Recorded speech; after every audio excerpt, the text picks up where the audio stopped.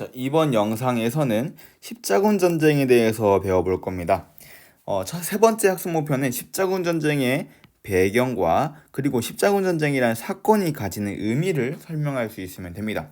굉장히 간단할 겁니다. 자, 십자군 전쟁의 배경과 과정 그리고 결과를 볼 건데요. 자, 십자군 전쟁은요. 여기 보면 1차 십자군 원정은 1096년에 시작됐고요. 8차가 1270년인데 이거 이후에도 또 있어요. 1291년인가? 그때도 있습니다. 약 200년 동안 벌어진 전쟁이었고요. 굉장히 길고 긴 전쟁이었죠. 이렇게 긴 전쟁을 왜 일으켰냐? 그리고 누구와 누가 싸운 거냐를 보면요. 자, 지금 여기 보이는 우리가 지금 보고 있는 유럽, 특히나 서유럽의 기독교 세계와 그리고 끝 지점엔 누가 있냐면 여기 이슬람교 세력권이죠. 이슬람. 자, 이슬람과 서유럽 기독교 세계가 맞붙어 싸운 겁니다. 자, 그런데 우리가 이 십자군 전쟁의 그 원인을 분석할 때 힌트를 좀 얻으려면 십자군 원정의 끝 지점이 어디냐? 여기 있는 예루살렘입니다. 예루살렘과 관련이 있겠네요. 그러면 예루살렘이라고 하는 이 사건과 관련이 있을 텐데 이게 어떤 역할을 했고 어떤 의미를 가지는지 한번 찾아볼게요. 자, 십자군 전쟁의 배경을 한번 볼게요. 십자군 전쟁은요, 이슬람 세력과 관련이 있습니다. 이슬람 세력인 셀주크 티르크가 예루살렘을 점령했대요. 셀주크 티르크 여기는요, 그냥 아바스 왕조가 있을 때 우리 이슬람교 문화권에서 배웠던 그 이슬람 제국들 중에 마지막 왕조인데 아바스 왕조가 있을 때 튀르크 계통의 유목민족이 쳐들어와가지고 어떤 실권을 가지고 정치했던 이런 시대를 나라를 셀주크 튀르크라고 부릅니다. 자, 어쨌든 뭐 중요한 거 아닙니다. 자, 어쨌든 셀주크 튀르크라는 나라가 있었고요. 얘는 어떤 종교다? 이슬람 종교다. 자, 이슬람교인데 얘가 뭐 했다? 예루살렘을 점령했다. 자, 예루살렘을 점령하니까 여기 교황이 성지인 예루살렘을 탈환해야 한다고 호소합니다. 성지는 뭐냐면 성스러운 땅입니다. 되게 중요한 땅이라는 거죠.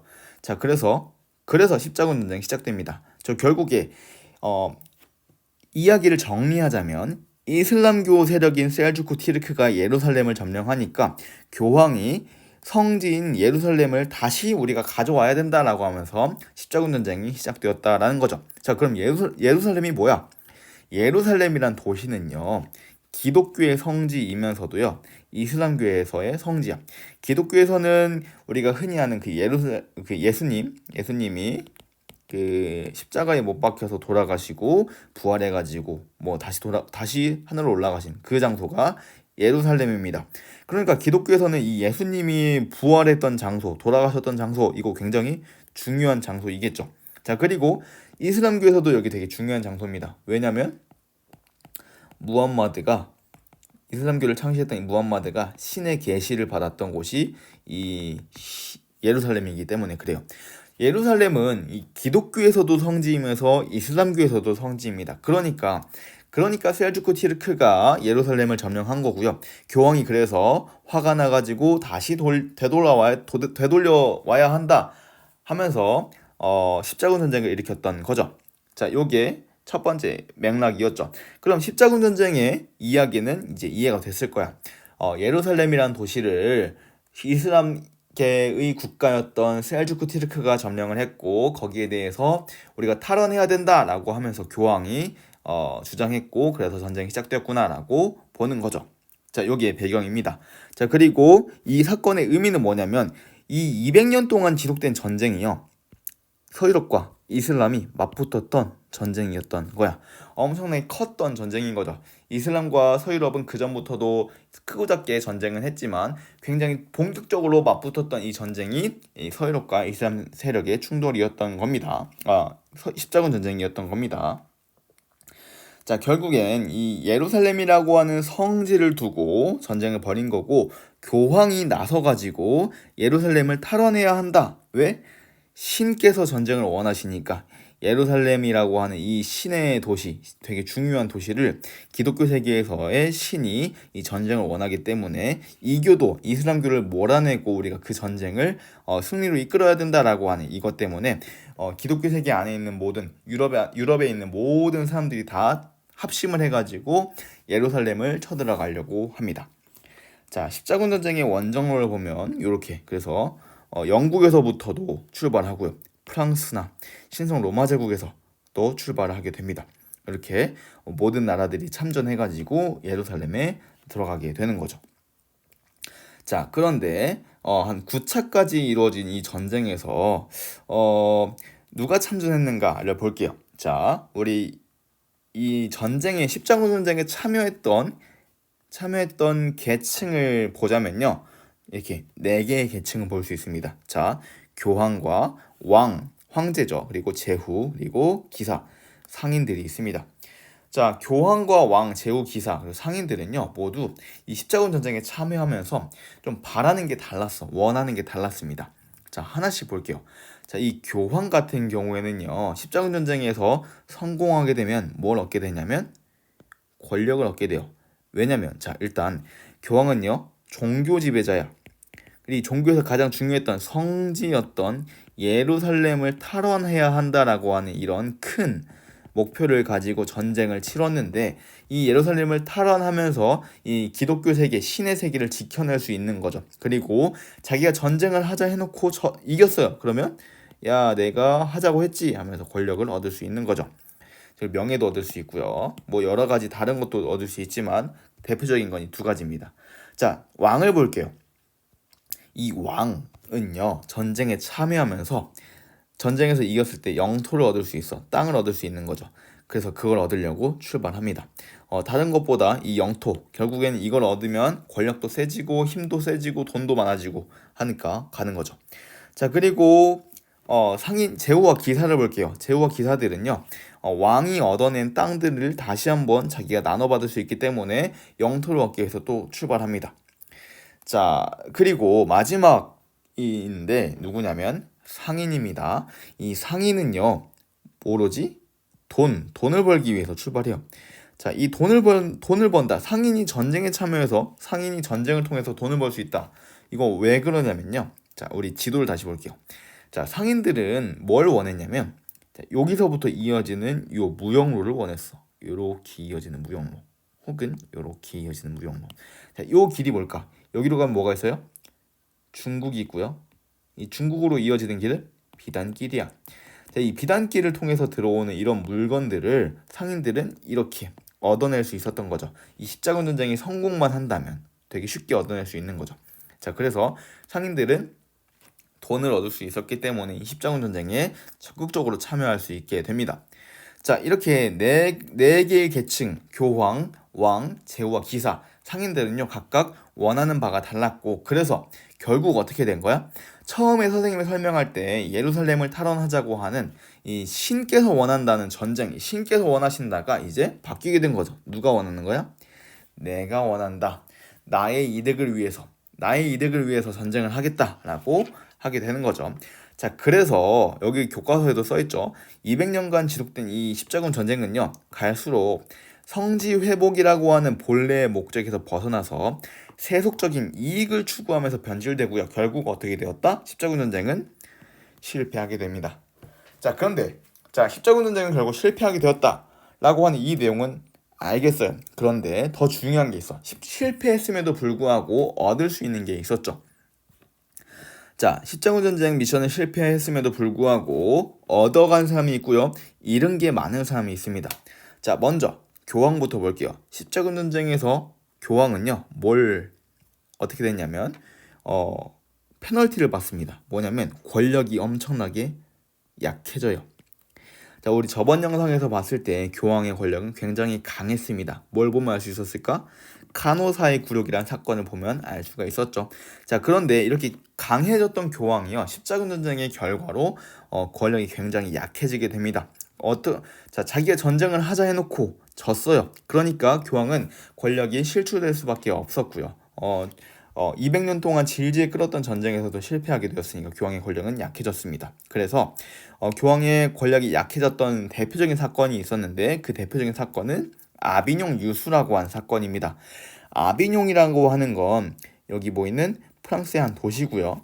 여기 유수라고 하는 건 뭐냐면 유배라는 거죠.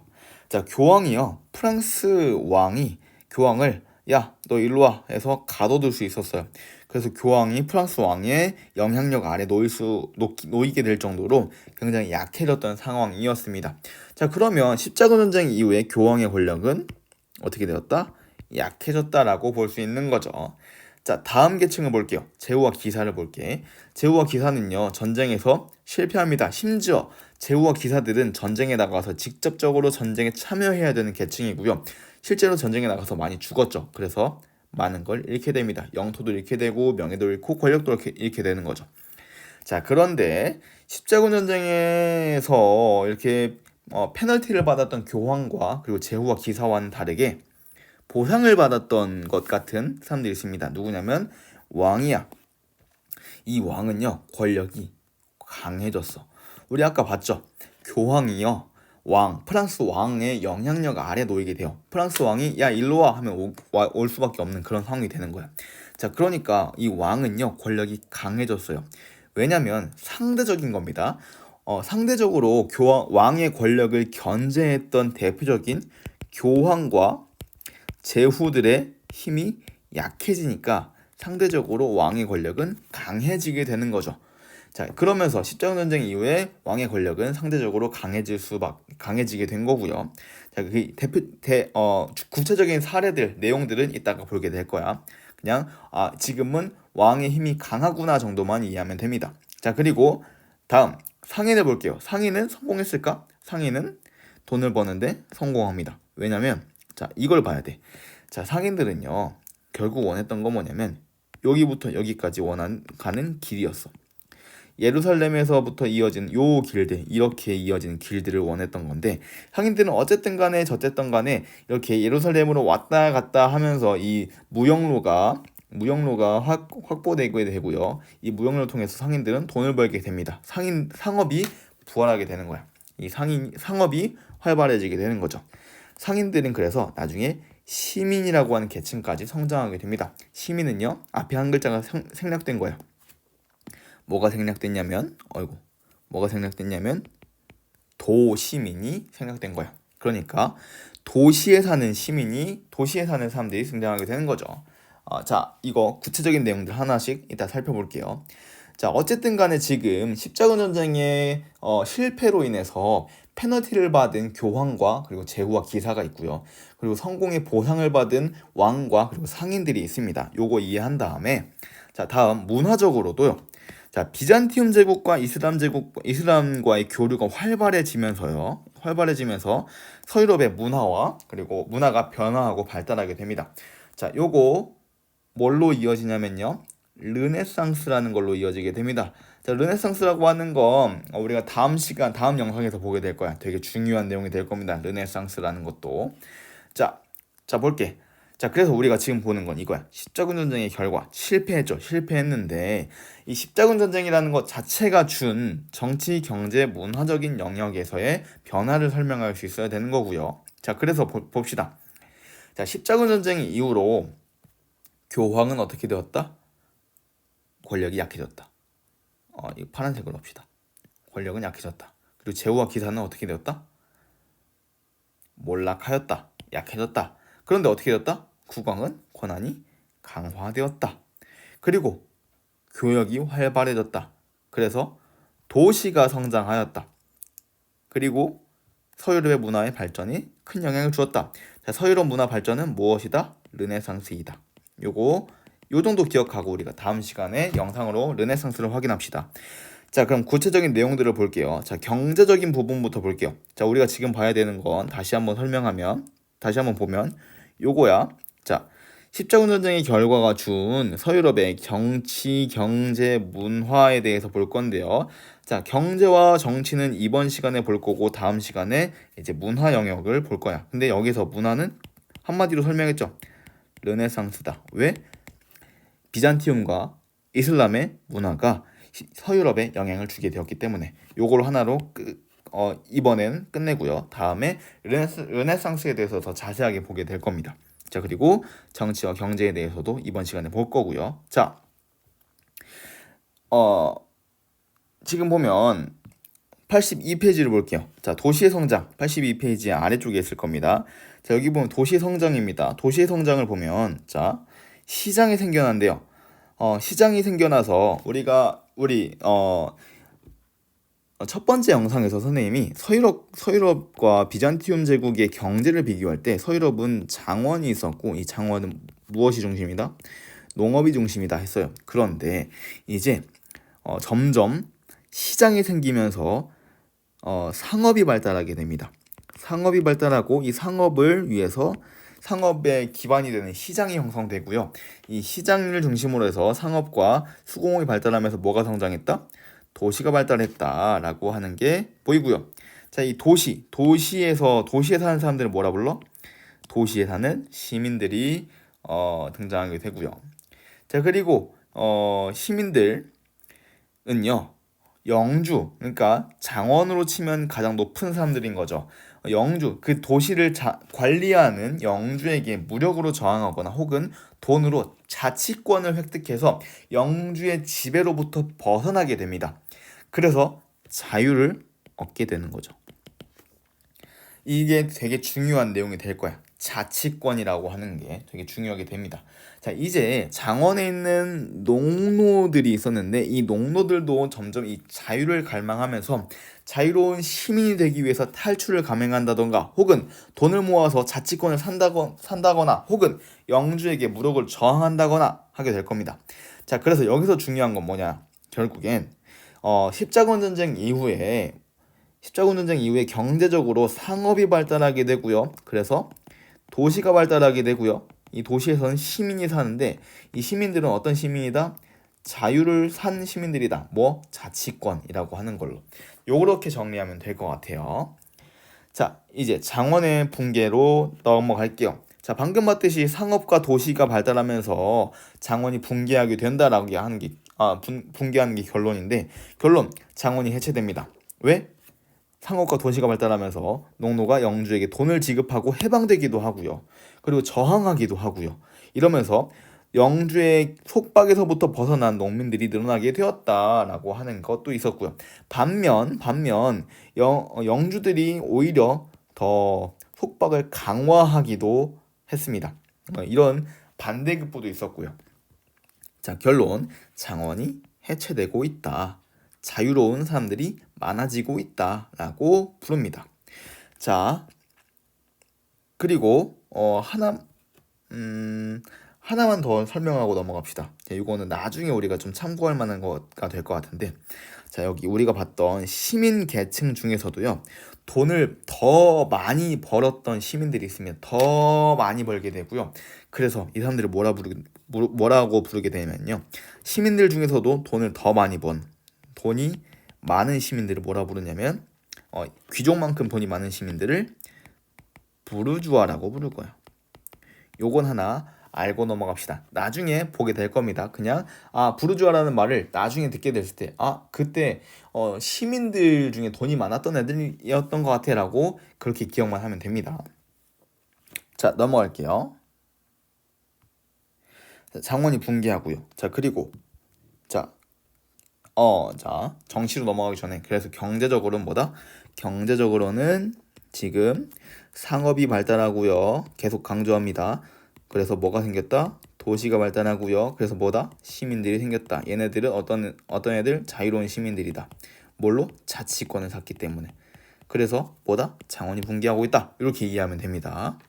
자, 넘어갑시다. 자, 정치 영역입니다. 정치에서는요. 중앙 집권 국가의 출현입니다. 자, 우리 이거 선생님이 첫 번째 서유럽 세계 프랑크 왕국 볼 때 봉건제를 배울 때 우리가 봉건제는 지방 분권이었다라고 배웠어요. 봉건제는 지방 분권이었는데 이제 십자군 전쟁 이후에 봉건제가 붕괴하게 돼요. 점점 약해져요. 왜? 왜냐면 봉건제를 바치고 있는 제후들의 힘이 약해졌기 때문에 그래요. 그리고 상대적으로 왕의 힘이 강해졌죠. 그래서 이걸 뭐라 불러? 왕의 힘이 강해졌다. 중앙의 권력이 집중되었다. 중앙 집권이었다. 교황과 영주의 세력이 약화되었다. 그래서 어떻게 되었다? 국왕의 힘이 강해졌다. 왕의 힘이 강해졌다. 라고 하죠. 자, 그래서 이 왕의 힘이 강해졌던 사건, 중앙 집권 국가가 되었던 이 사건들이 몇 가지가 있는데 대표적인 거 하나 봅시다. 왕의 힘이 강해지고 교황의 힘이 약해졌던 사건, 대표적인 거 아까 봤죠. 아비뇽 유수라고 하는 게 하나 있었고요. 자, 그리고 프랑스와 영국 사이에서 전쟁이 벌어집니다. 그게 뭐냐면 100년 전쟁이야. 또 100년 동안 프랑스와 영국이 싸웠어요. 이 중에서 가장 이 전쟁에서 유명한 사람은 잔다르크였고요. 이 프랑스의 영웅이죠. 잔다르크가 불리하던 전쟁을 뒤집어 엎어서 프랑스가 승리할 수 있게 해줬던 거죠. 자, 이 전쟁 동안에 결국엔 이 전쟁 동안에 전쟁이 길어지다 보니까 프랑스와 영국이라고 하는 이 두 나라가 싸우면서 왕들의 힘이 세지게 됩니다. 자, 그리고 프랑스는요, 중앙 집권 국가로 성장하게 되고요. 자, 그리고 또 하나, 영국에서는 또 장미전쟁이라는 게 벌어지면서 중앙 집권 국가로 성장하게 됩니다. 전쟁을 통해서 국가가 중앙 집권 국가로 성장하게 되는 거죠. 결국에 중앙 집권 국가는 뭐다? 왕의 힘이 센 거다. 자, 그리고 에스파냐 역시 중앙 집권 국가로 성장하게 됩니다. 자, 여기 되게 중요한 내용들이 됩니다. 자, 결국 한번 정리를 해봅시다. 지금 십자군 전쟁 이후에 정치적 변화와 경제적 변화를 살펴보았어요. 그리고 문화적인 변화도 살펴보았죠. 자, 정리해볼게. 자, 정치적으로는요, 교황이 약해지고요, 왕의 권력이 강해집니다. 자, 교황권의 약화, 그리고 왕권이 강화되었다. 자, 그리고 왕권이 강화되면서 중앙 집권 국가로 발전되었다. 봉건제가 붕괴하고 있다라는 걸 이해하면 됩니다. 자, 좀 정리를 하자면요. 저번 영상부터 이어졌을 때 중세 서유럽은요, 원래 카노사의 굴욕이라고 하는 사건을 통해서 이걸 볼 때 교황의 권력은 강했어요. 자, 이렇게 강해진 거죠. 교황의 권력은. 그런데 방금 우리가 십자군 전쟁 이후에 보면 십자군 전쟁으로 그림을 다시 그려야겠다. 자, 교황과 왕의 권력을 볼게요. 교황과 왕의 권력은 이렇게 될 거야. 자, 지금 교황의 권력, 왕의 권력 이렇게 봅니다. 이렇게 그려지는 거야. 자, 여기 교차점이 있죠. 자, 여기 이 그림이 아니다. 미안해요. 자, 요렇게 그릴 수 있겠다. 요렇게. 자, 지금 보면 여기 위에 있는 색깔을 구분해 줄게. 까만색은 지금 교황이라고 보면 되고요. 파란색을 왕이라고 볼게요. 자, 까만색은요, 교황이고요. 교황. 파란색은 황제야. 왕이죠. 자, 근데 지금 보면 교황의 권력이 점점 강해지고 있죠. 그래서 여기 위에 보면 여기가 어떤 사건이냐면 카노사의 굴욕이 되는 거고요. 자, 그리고 점점 낮아지죠. 요 왕과 교황의 힘의 권력이 아예 구분되는 이 사건을 우리 십자군 전쟁 이후로 볼 거고요. 대표적인 사건은 아비뇽 유수가 있겠죠. 자, 그리고 여기 황제의 권력은 점점 낮아지고요. 여기도 카노사의 굴욕이 될 거고, 여기도 십자군 전쟁, 아비뇽 유수가 될 겁니다. 그래서 교황과 황제의 권력은 반대로 움직였습니다. 카노사의 굴욕, 그리고 아비뇽 유수, 십자군 전쟁 이렇게 보면서 정치적으로는 교황권이 약해지고 왕의 권력이 강해졌다라고 보는 거죠. 그래서 왕의 권력이 강해진 요 상태를 뭐라 불러? 이때를 이제 중앙 집권 국가라고 부르는 거죠. 중앙 집권 국가. 자, 여기까지 이해했으면 됩니다. 자, 경제적으로 볼게요. 경제적으로는요, 상업이 부활합니다. 그리고 장원이 붕괴해요.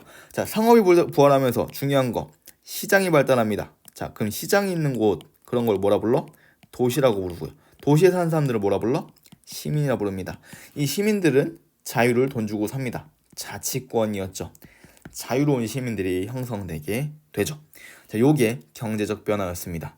그래서 여러분은 이걸 말로 설명하고 글로 풀어쓸 수 있어야 됩니다. 정치적으로는 교황권이 약화되고 왕권이 강화되면서 중앙집권 국가로 발전하였다. 그리고 교황권과 황제권의 관계에서도 대표적인 사례를 들면서 설명할 수 있어야 되고요. 그리고 경제적으로도요. 상업이 부활하고 그러면서 시장이 발달하면서 도시가 형성되고 거기에 사는 시민들이 있었고요. 시민들은 자치권을 돈 주고 샀다. 자, 그리고 문화적으로 볼게요. 문화적으로는 비잔티움과 이슬람과의 교류가 활발해지면서 서유럽의 문화가 변화하고 발달하게 됩니다. 그게 뭐냐면 르네상스가 되는 거죠. 자, 르네상스에 대해서는 다음 시간에 영상으로 확인하고요. 여러분이 해야 될 건 십자군 전쟁의 배경 설명할 수 있어야 되고요. 그리고 십자군 전쟁 이후에 결과로서 정치, 경제, 문화가 어떻게 변화했는지 설명을 해야 합니다.